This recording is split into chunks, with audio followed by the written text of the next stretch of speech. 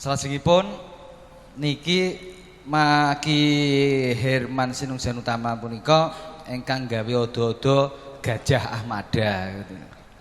Nek jenengan nanti mireng niku nanti geger dunia perpenelitian niku.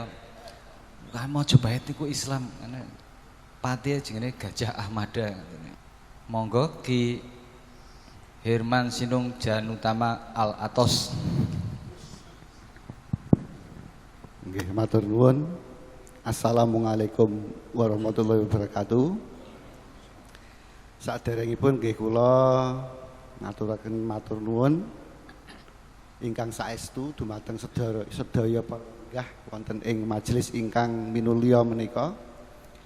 Mugi-mugi sedaya sarasean menika saged dados berkah saha mandhapipun rahmatullah dumateng kula panjenengan sedanten. Ugi dados nggih kados kala wau saged memulih utawi saged memuliakan menika Eyang Kanjeng Sunan Kalijaga. Ingkang salajengipun kula nggih wonten ing majelis menika kala wau wonten pesan sponsor saking Bapak Karyo Bejo menika perkawis Candra Sengkala utawi Sengkalan. Ananging saderengipun menawi wonten ing pengetahuan Jawi utawi pawikan Jawi atau tata pengetahuan Jawa nggih. Kula panjenengan harus memahami terlebih dahulu bagaimana tata pengetahuan Jawa itu tersusun nggih. Salajengipun bagaimana dari tata pengetahuan yang sekarang ingkang pun sinebat pengetahuan modern utawi pengetahuan milenial utawi pengetahuan analisis rasional ngoten menika, bagaimana kita membandingkan tata berpikir, tata analisis di dalam kedua pengetahuan tersebut ngoten. Utawi menawi sak menika sedaya menika dipun analisis secara rasional. Artinya kita menggunakan waktu sengkala. Ya. Di dalam tata pengetahuan Jawa kita di samping sengkala masih ada niskala. Pengetahuan sengkala itu taat kepada kosmologi, ada matahari, ada bulan, ada bintang. Itu adalah pengetahuan-pengetahuan berbasis pengetahuan sengkala. Artinya kita menggunakan time, menggunakan latemnya jam kita ini 24 jam dan seterusnya. Gitu.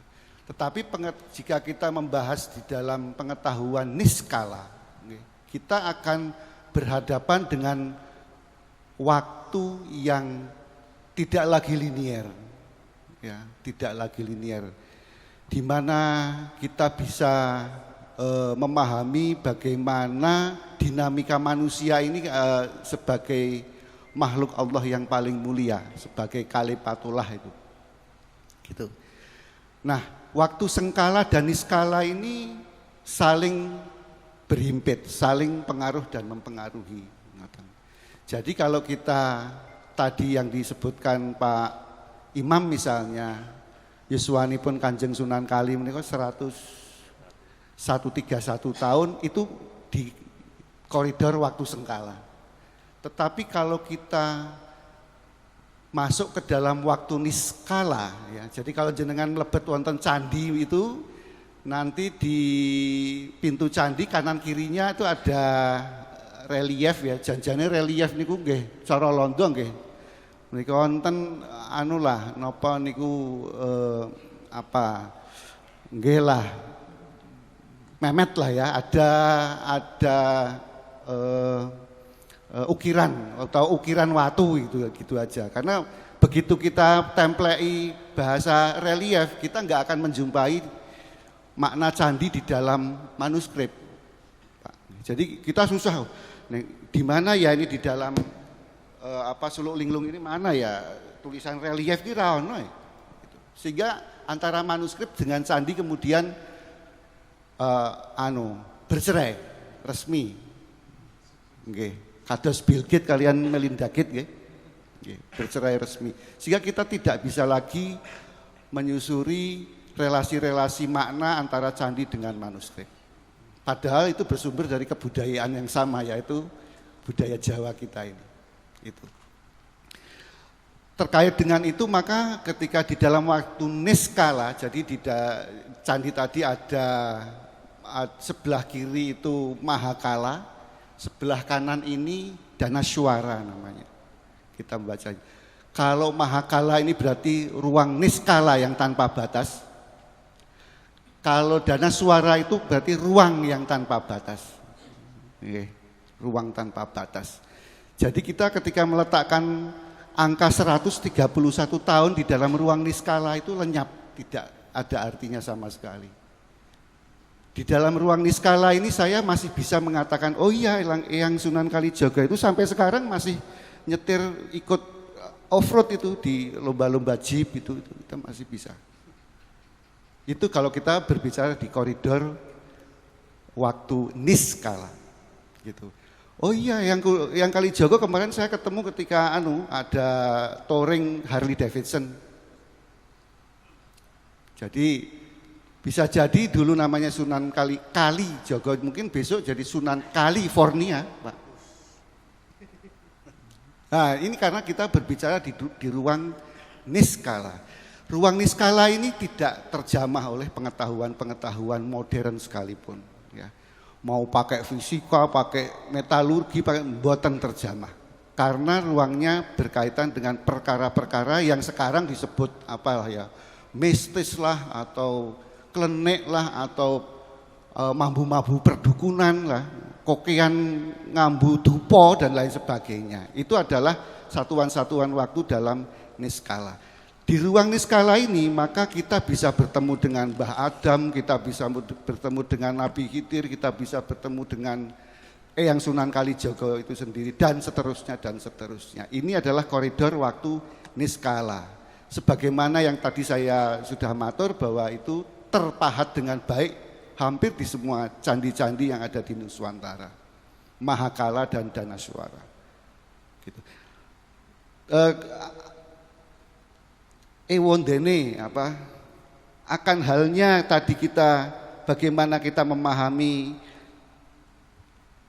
Angroso Sirno Sariroji itu tadi sebetulnya sudah dijelaskan ya, bahwa kita baca dari kanan Ji Sariro itu 5, Sirno itu 0, Ngroso itu 8. Jadi kita berhadapan dengan angka tahun Jawa 1508. Sekarang tahun Jawanya 19, berarti ada terpaut kira-kira 19 ke 15 ini terpaut 400 tahun.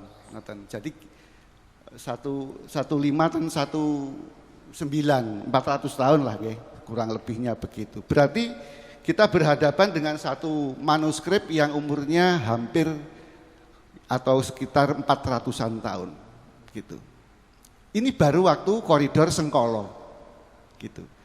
Bagaimana waktu dalam koridor Sengkolo ini kemudian kita pahami dalam koridor niskala. Gitu. Artinya ada istilah ada istilahnya bahwa memang waktu satuan-satuan waktu niskala ini jagat yang terlalu linier, model pengetahuan barat itu maut semua. Ya. Maut, bahasa Indonesianya apa itu?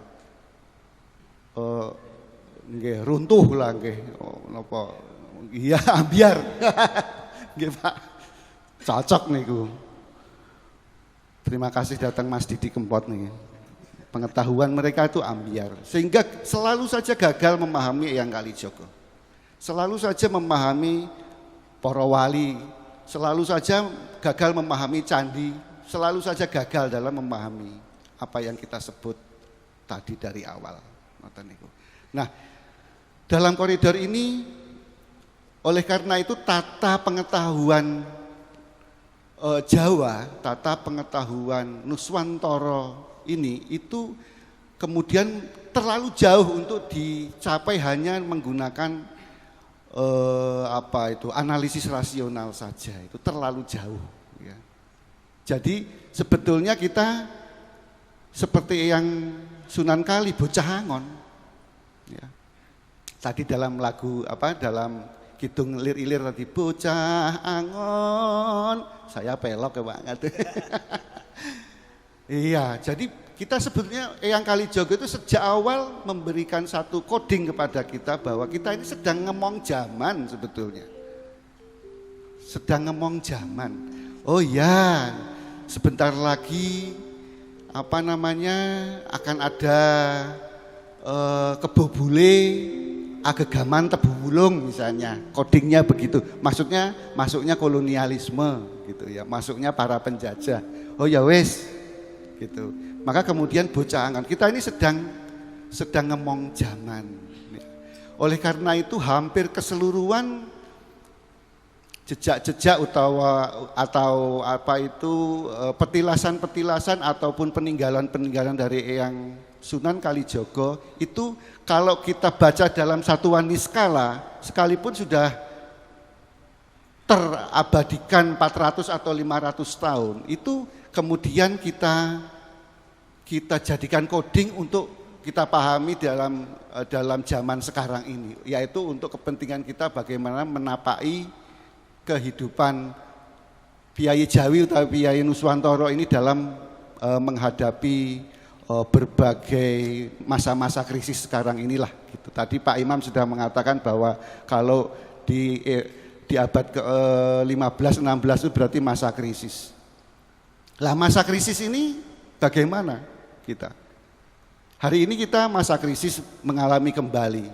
Sebagaimana dulu Eyang Kalijogo sudah memberi bekal-bekal kepada kita, baik itu berupa folder-folder, berupa satuan-satuan data, datum, data, ataupun dalam coding-coding maupun kodeks ya. Nah, ini menjadi penting untuk kita jarwo, untuk kita kupas satu persatu. Ya, salah satunya adalah bagaimana tata pengetahuan Kalijagan di zamannya Eyang Kalijogo itu misalnya menggali makna. Tadi kita sudah banyak sekali mendapat pratelan tentang makna-makna ilir-ilir, makna-makna dandang-gulo dan lain sebagainya. Di dalam tradisi pengetahuan kita, Jawa itu ada yang disebut dengan dosonomo. Operasi pengetahuan yang namanya dosonomo. Dosonomo itu doso sedoso, nomo itu nomenklatur ya. Atau wa'allama Adam asma'a kullaha. Nama-nama. Jadi dosonomo ini berarti paling tidak ada 10 di dalam pemaknaan satu terminologi, satu term, satu istilah gitu. Jadi apa yang sudah dilakukan oleh pendahulu-pendahulu kita, baik itu kemarin tahun 1900, sekarang 2000 nggih.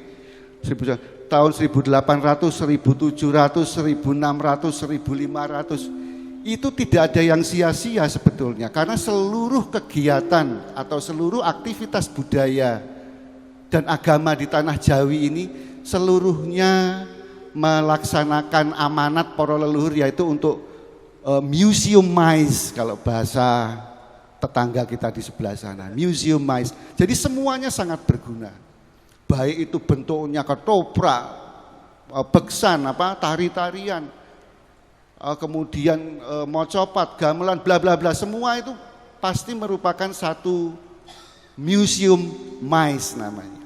Jadi bagaimana itu semua terlestarikan selama kurang lebih 500 ataupun 400 tahun sampai sekarang. Museum mais ini itulah yang kita harus berterima kasih kepada pendahulu-pendahulu kita. Tidak ada yang sia-sia. Gitu. Masih dilestarikan. Maka kita matur nuwun kepada siapapun yang terkait dengan nguri-uri kabudayaan Jawi ini. Ya, ini harus kita. Nah, yang terlestarikan ini Anda bayangkan, contoh kasusnya misalnya tembang ya, atau mocopat ini, mocopat lagu. Bagaimana seluruh coding-coding, seluruh seluruh pengetahuan, seluruh sistem pengetahuan itu terlestarikan selama 500 tahun di dalam ingatan kolektif kita. Ingatan bersama gitu. Terlestarikan terus. Jadi tembang-tembang misalnya gandrung, jadi kalau dalam ketoprak ya, kemudian menjadi apa namanya kalau di pedalangan ini ada wawasan suluk ya kalau di awal-awal itu. Itu semua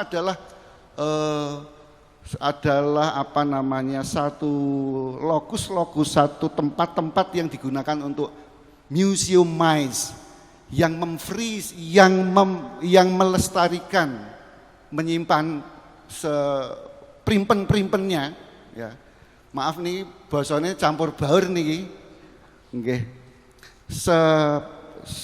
rapat-rapatnya gitu, nggih. Bagaimana itu semua tetap tersimpan.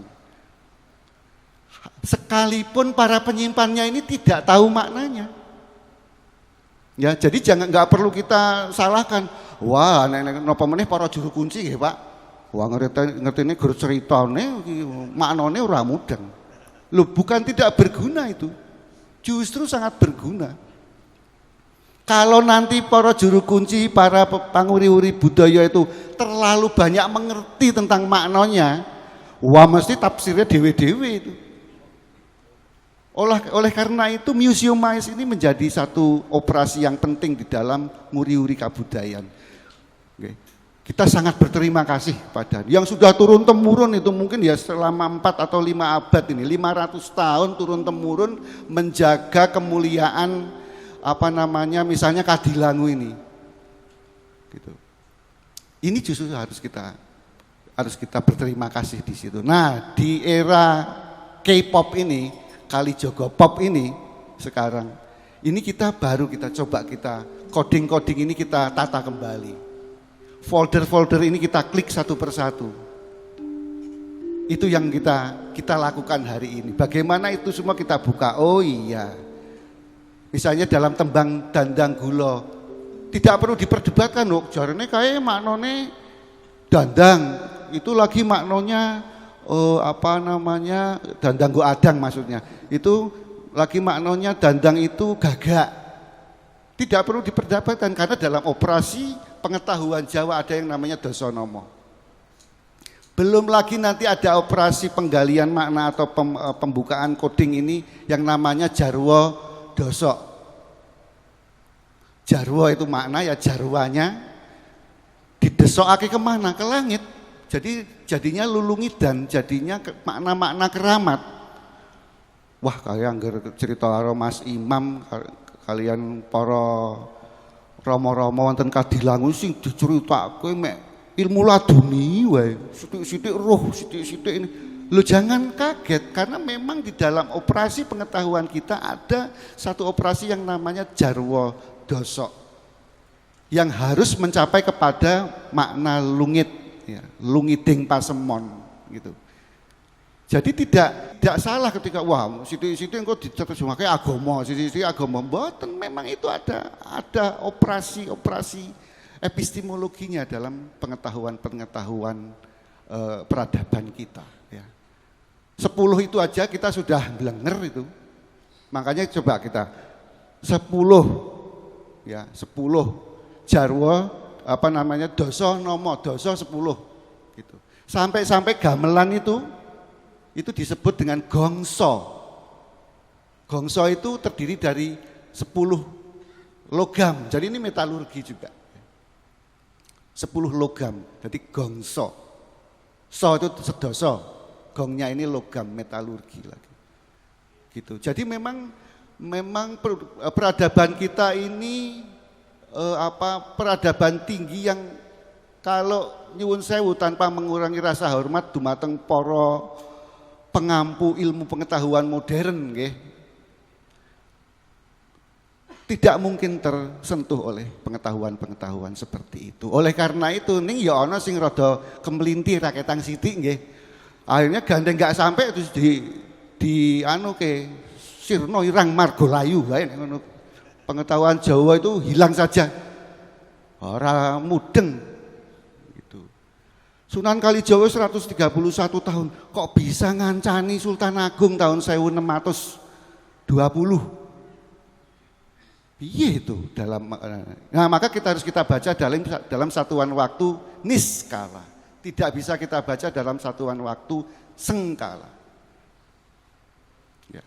Lah ini yang untouchable dalam pengetahuan barat. Ewa semono Bapak.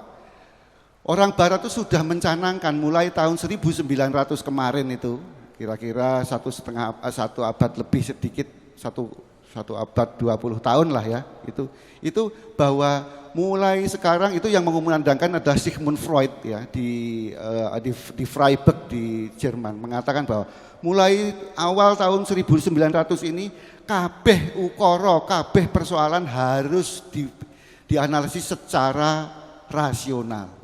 Maka mengumandangkan Age of Analysis namanya. Ini zaman analisis, kabeh kudu dianalisis secara rasional. Diajak semua ilmuwan waktu itu untuk berkumpul di Freiburg. Banyak yang mau, tapi ya kalau yang memahami gelar gumulunging zaman, kalau bahasa kita, kalau bahasanya teman kita itu namanya dilatasi ruang waktu, mulur dan mengkretnya waktu dan ruang itu, misalnya Albert Einstein itu nggak mau diajak begitu.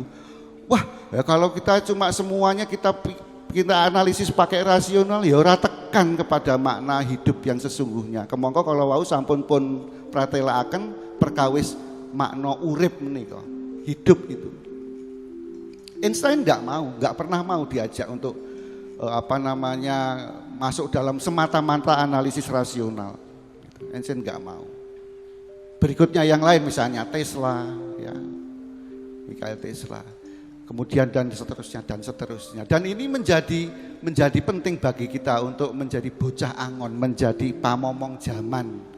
Sampai-sampai yang Kalijogo itu juga disebut Kalijogo. Kali itu kalau di dalam ukara utawi bahasa Kawi itu kali artinya period. Satu period zaman tertentu minimal 700 tahun satu kali. Maka kalau dalam Jayabaya, kalau rumiyin menika Pak, wonten kala swara, kala yuga dan kala sengara. Kali yuga, kali swara, kali yuga, kali sengara. Kali ini maksudnya bukan lepen, tetapi artinya period, satu period panjang, yaitu 700 sampai 1000 tahun.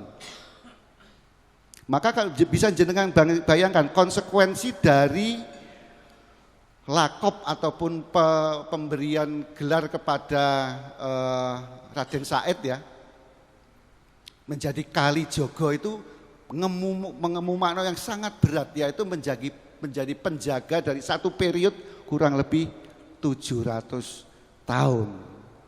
Sekarang baru kelampahan 500 tahun, coro sengkolo baru kelampahan 500 sampai 400 tahun.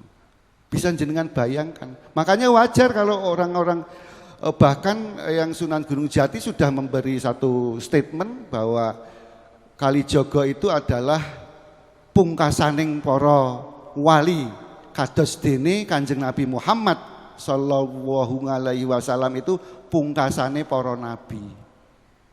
Lah kalau pungkasane para wali berarti kan lemungkasi kan besok kalau sudah jagat digulung nggih, sudah kiamat kubro. Gitu. Jadi ini tetapi kita memahaminya jangan di yang sengkolo. Kita memahaminya yang niskala. Gitu.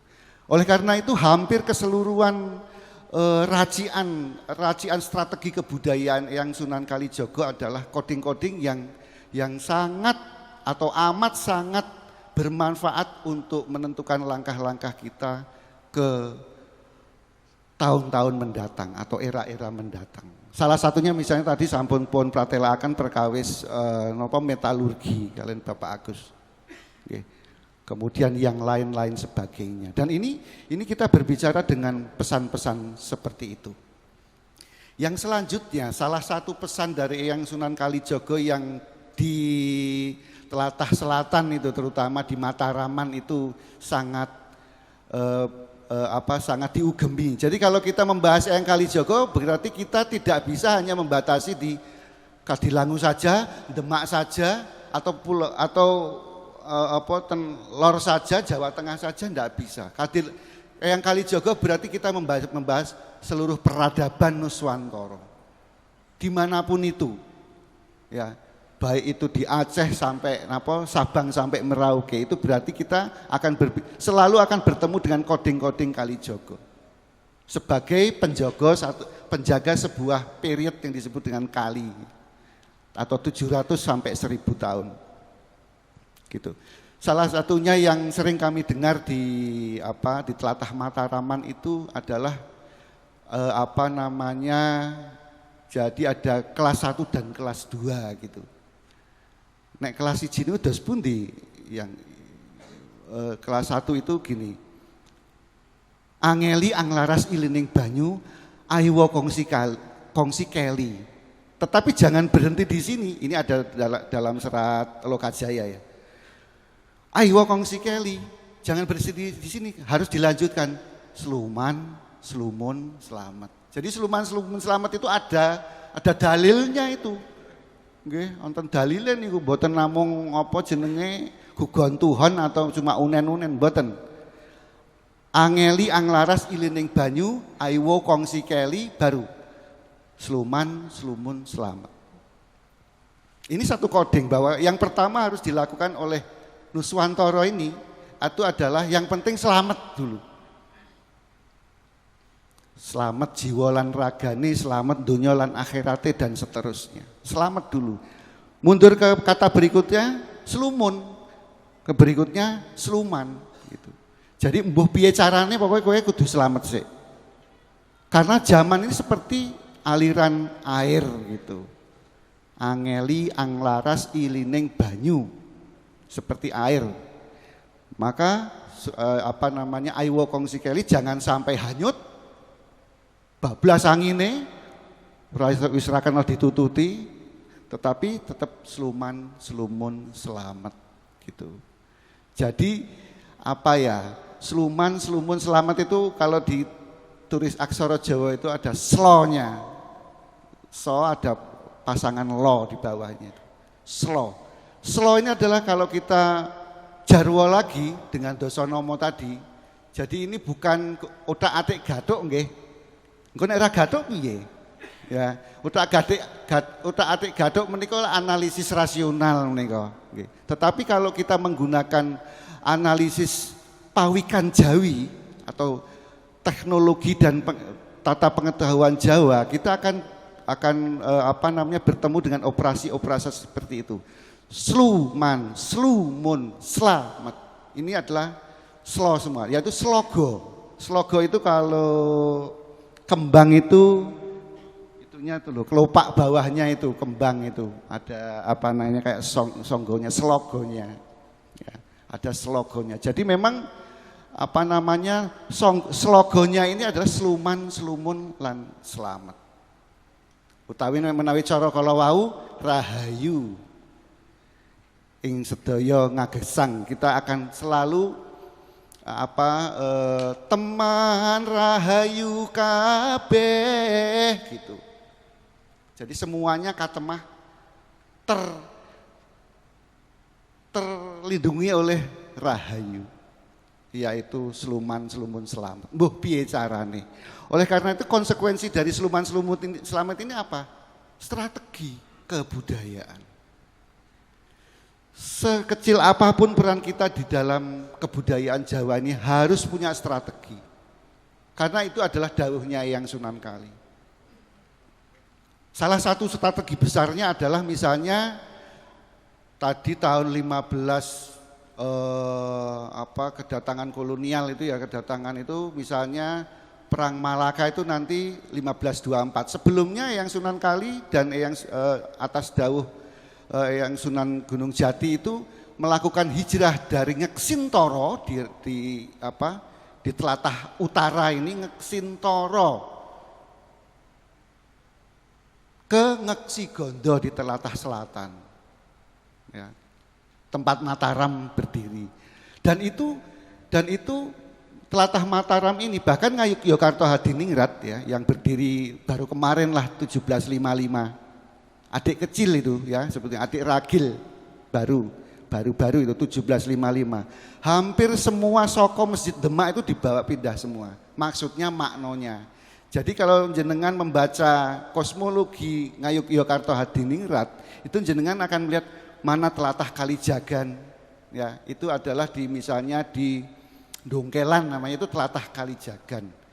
Melangi itu adalah telatah Bonang, Sunan Gunung Jati dan seterusnya, dan satu lagi Sunan Ngampel ya. Jadi kan cagak ataupun sokonya Masjid Demak itu kan ada Sunan Ngampel, ada Sunan Gunung Jati, ada Sunan Bonang dan Sunan Kalijogo. Ini semua di copy paste ke Yogyakarta itu, plek gitu. Makanya nanti jadi Masjid Patok Nagari, 4 penjuru Yogyakarta Hadiningrat. Ya. Nggih. Jadi baru kemarin itu, jadi, kalau dalam hitungan waktu Sengkolo ya, gitu. Jadi memang ini yang harus kita. Jadi betapa kuatnya pengaruh dan yang dipengaruhi oleh yang Sunan Kalijogo ini, ya di dalam bahasan-bahasan dalam strategi kebudayaan. Itu yang bagaimana kita menyusun satu strategi kebudayaan yang menyelamatkan khasanah pengetahuan kita, data-data pengetahuan kita, pesan-pesan yang ada dalam seluruh khasanah kebudayaan kita. Itu. Bahkan kalau para pendahulu-pendahulu kita pesan aja itu semuanya kebak pesan ya. Enggak hanya pesan moral nih, enggak hanya pesan untuk komitmen etika, moral, mboten ngomong niku itu adalah sebagian kecil saja. Sesungguhnya pesan pawikan, pesan ilmu pengetahuan jauh lebih banyak daripada pesan-pesan moral. Karena kalau masalah moral tuh wong Jawa itu wis ora ono tandinge. Ya. Orang Jawa itu sudah enggak ada tandingnya kalau babagan moral, babagan etika, akhlak, unggah-ungguh dan lain sebagainya. Enggak ada tandingnya. Ya. Tetapi pesan-pesan pawikan, pesan-pesan ilmu pengetahuan, pesan-pesan teknologi itu jauh lebih banyak. Salah satunya sebagai contoh, kalau kita melihat ke belakang ke makam ini, yang pertama kula padosi menika Pak Agus, menika endi ya makam para pangeran timur, maksudnya makam yang kecil-kecil itu loh. Saya cari, wah dulu sebetulnya ada banyak di sini, sekarang udah hilang ya. Mungkin untuk kepentingan pengunjung supaya duduknya lebih lebih liar gitu. Wah, padahal dulu ini banyak, ada beberapa makam-makam kecil-kecil itu. Ya. Kalau maka jangan heran hampir setiap makam kuno itu pasti ada makam-makam kecilnya atau para pangeran timur. Itu adalah coding-coding. Nyuwun sewu, coding material yang ada di sekitar situ. Ya. Kalau kami menyebutnya siti dagang, catatan kuno menyebutnya begitu. Siti itu tanah ya. Siti dagang artinya sebetulnya dari makam-makam kecil itulah kita bisa menganalisis apa kandungan apa saja yang terdapat di lingkungan makam sekitar situ.